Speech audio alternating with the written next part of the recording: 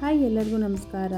ನಮ್ಮ ಭಾರತದ ಕ್ಯಾಪ್ಟನ್ ಆದ ಸೂರ್ಯಕುಮಾರ್ ನೇತೃತ್ವದಲ್ಲಿ ಭಾರತ ತಂಡವು T20 ವರ್ಲ್ಡ್ ಕಪ್ಪನ್ನು ಗೆದ್ದಿದೆ.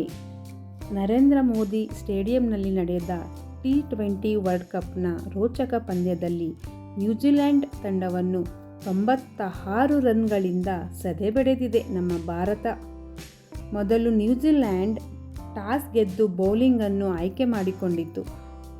ಮೊದಲು ಬ್ಯಾಟಿಂಗ್ ಮಾಡಿದ ಭಾರತ ಸಂಜು ಸ್ಯಾಮ್ಸನ್, ಅಭಿಷೇಕ್ ಶರ್ಮಾ, ಇಶಾನ್ ಕಿಶನ್ ಅವರ ಸಂಘಟಿತ ಹೋರಾಟದ ಫಲವಾಗಿ 255 ರನ್ಗಳನ್ನು ಕಲೆ ಹಾಕುವುದರಲ್ಲಿ ಯಶಸ್ವಿಯಾಯಿತು.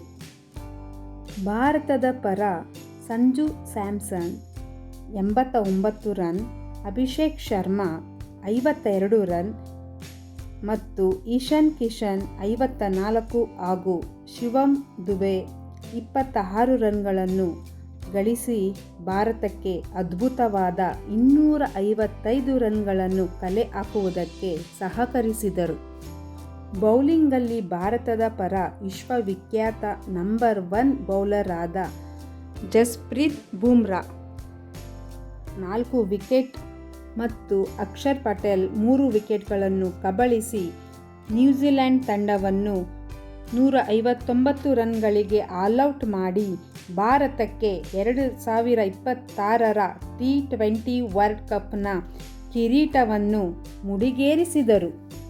ಈ ವರ್ಲ್ಡ್ ಕಪ್ ಭಾರತ ತಂಡದ ಸಂಘಟಿತ ಹೋರಾಟದ ಆತ್ಮಾಭಿಮಾನ, ಕ್ರೀಡಾ ಸ್ಫೂರ್ತಿ ಹಾಗೂ ದೇಶಾಭಿಮಾನದ ನಿದರ್ಶನವಾಗಿದೆ.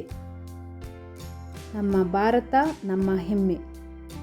ಜೈ ಹಿಂದ್, ಒಂದೇ ಮಾತರಂ, ಒಂದೇ ಮಾತರಂ, ಜೈ ಹಿಂದ್, ಭಾರತ್ ಮಾತಾ ಕಿ ಜೈ. ಈ ವಿಡಿಯೋ ಇಷ್ಟವಾದಲ್ಲಿ ಲೈಕ್ ಮಾಡಿ, ಶೇರ್ ಮಾಡಿ, ಸಬ್ಸ್ಕ್ರೈಬ್ ಮಾಡ್ಕೊಳ್ಳಿ ನನ್ನ ಚಾನಲನ್ನು. ಧನ್ಯವಾದಗಳು.